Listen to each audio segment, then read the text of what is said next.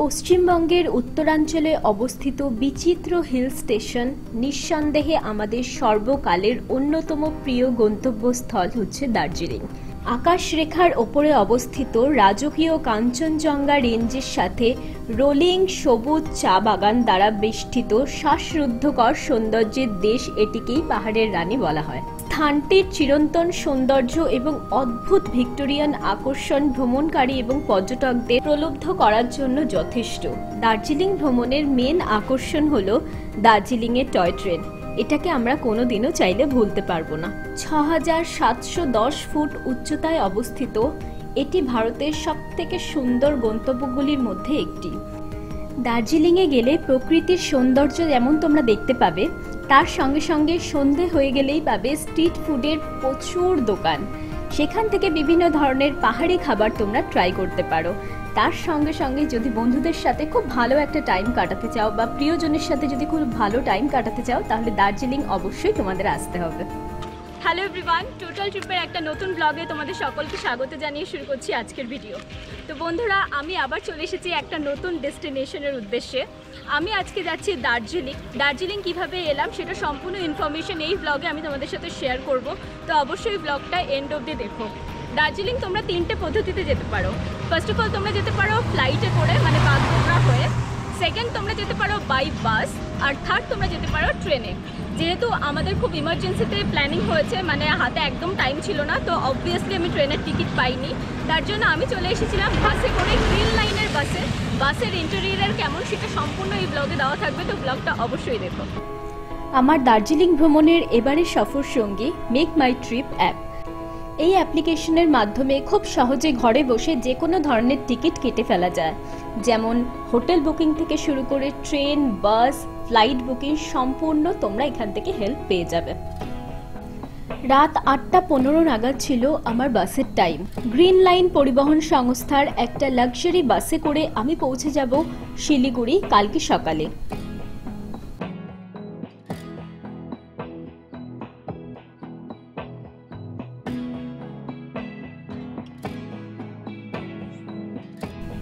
দার্জিলিং যাওয়ার প্ল্যান যেহেতু খুব সাডেনলি করা হয়, তার জন্য আমার কাছে একদম টাইম ছিল না যে আমি ট্রেনের টিকিট বুক করি। কারণ তোমরা সবাই জানো যে ট্রেনের টিকিট বুক করতে গেলে মিনিমাম ১-১.৫ মাস আগে বুক করতে হয়, না হলে কিন্তু ওয়েটিং লিস্টে থাকতে হয়, আর আদৌ কনফার্ম হবে কিনা তার কোনো রকম কোনো ভরসা থাকে না।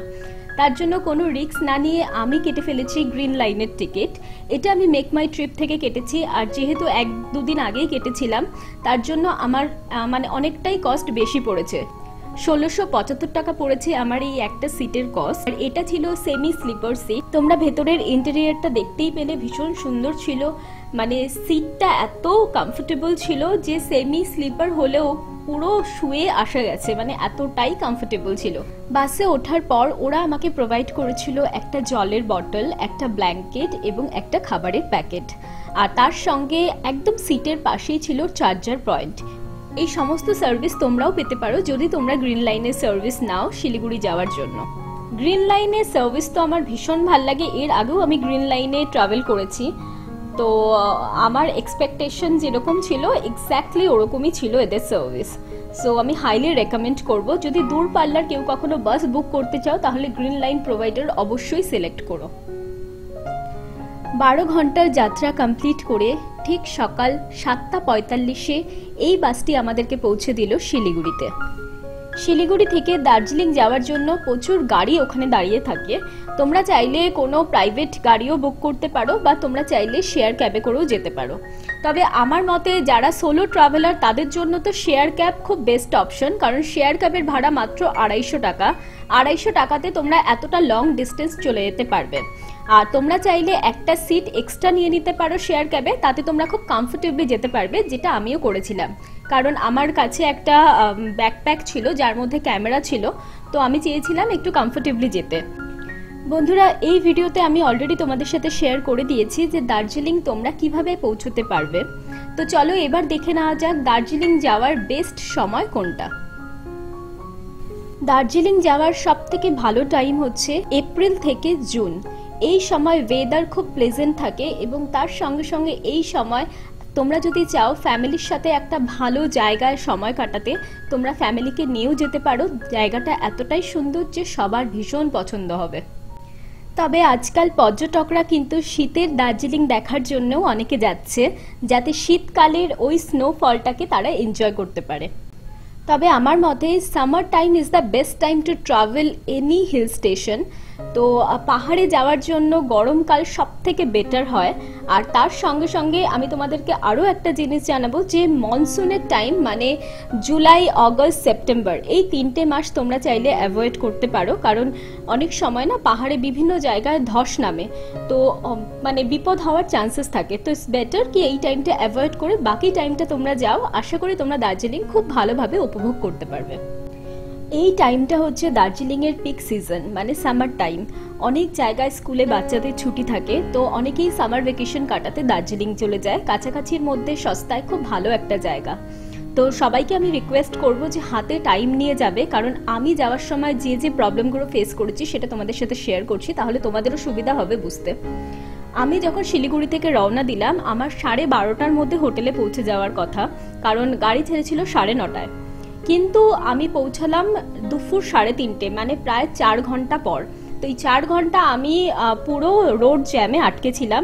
এত জ্যাম ছিল রাস্তায় যে বলার মতো না। আমি তো সেই সমস্ত ফুটেজগুলো তুলিনি, কারণ আমার হাতে প্রচুর লাগেজেস ছিল, তার জন্য খুব একটা আমি তুলতে পারিনি ফুটেজ। আর যেহেতু আমি একা ছিলাম, তো এত গ্যাজেট না সামলানো পসিবল হয় না। তো আমি ভেবেছিলাম যে তোমাদের সাথে ইনফরমেশনটা আমি ভিডিওতে শেয়ার করে দেবো। তো দার্জিলিং যদি তোমরা দুপুরের মধ্যে পৌঁছে যাও, তাহলে কিভাবে তোমরা প্ল্যান করবে সেটা আমি তোমাদের সাথে শেয়ার করে দিচ্ছি। সেক্ষেত্রে প্রথম দিনই হোটেলে চেক ইন করে তোমরা চলে যেতে পারো দার্জিলিংয়ের সেই বিখ্যাত টয় ট্রেন রাইড নিতে, মানে জয় রাইড নিতে।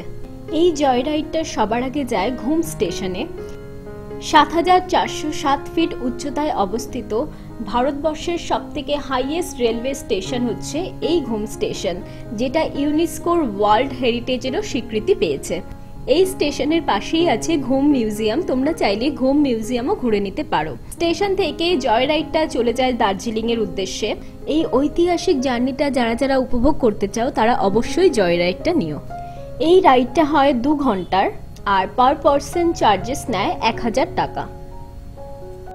এই রাইডটায় প্রচুর সিনিক বিউটি দেখা যায়, আর এটা দার্জিলিংয়ের ফেমাস বাতাসিয়া লুপে 10 মিনিট দাঁড়ায়। তো তোমরা চাইলে বাতাসিয়া লুপেও এসে বিভিন্ন ধরনের ফটোস ক্লিক করতে পারো, জায়গাটাকে সুন্দরভাবে উপভোগ করতে পারো। জয় রাইড শেষ করে তোমরা চলে যেতে পারো দার্জিলিং মল রোডে। বন্ধুরা, মল রোডটাকে তোমরা খুব ভালোভাবে এক্সপ্লোর করতে পারবে। ওখানে বিভিন্ন ধরনের ক্যাফেস আছে, লোকাল কিছু ক্যাফেস আছে, বেকারিজ আছে, এগুলো তোমরা এক্সপ্লোর করতে পারো। আর স্ট্রিট ফুড তোমরা এক্সপ্লোর করতে পারো। স্ট্রিট ফুড দার্জিলিংয়ের অসাধারণ। আমাদের যেহেতু পৌঁছতে অনেক দেরি হয়ে গেছিল, তার জন্য আমরা প্রথম দিন সেরকমভাবে কোথাওই যাইনি। আমি তো বলবো প্রথম দিনের সন্ধ্যায় দার্জিলিংয়ের মল রোডে স্ট্রিট ফুড ট্রাই করো, বিভিন্ন ধরনের ক্যাফেসে যাও, বেকারিসে যাও, ওখানকার ফুডগুলো ট্রাই করো। তোমরা চাইলে কিছু শপিংও করতে পারো। এইভাবে সন্ধ্যাটা খুব রিল্যাক্সভাবে কাটাও, কারণ এতটা জার্নি করে আসার পর না আমাদের শরীরেরও একটু রেস্টের প্রয়োজন হয়। তো শরীরটাকে একটু রেস্ট দাও, তাহলে পরের দিন থেকে তোমরা খুব ভালোভাবে ঘুরতে পারবে এবং এক্সপ্লোর করতে পারবে দার্জিলিংয়ের বিভিন্ন জায়গা। আমি যেমন ওখানে গিয়ে ট্রাই করেছিলাম চিকেন ফালে। ডিশটা আমার কাছে বেশ নতুনত্ব ছিল, কারণ এর আগে আমি কখনো এই ডিশটা খাইনি। তো তোমরাও চাইলে এই ধরনের লোকাল ফুড দিয়ে ট্রাই করতে পারো। আশা করি তোমাদের খুব ভালো লাগবে।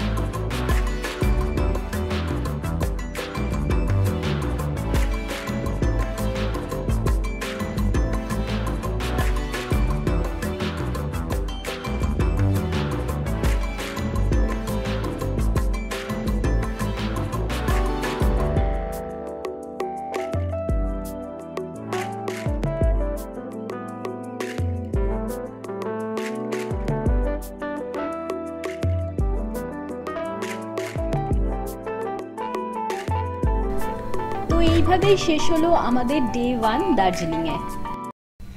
তো বন্ধুরা, দার্জিলিং ভ্লগের ডে 1-এর ভিডিওটা যদি তোমাদের ভালো লেগে থাকে চ্যানেলটা অবশ্যই সাবস্ক্রাইব করো, ভিডিওগুলোকে লাইক করতে ভুলো না, আর চ্যানেলের সঙ্গে থেকো।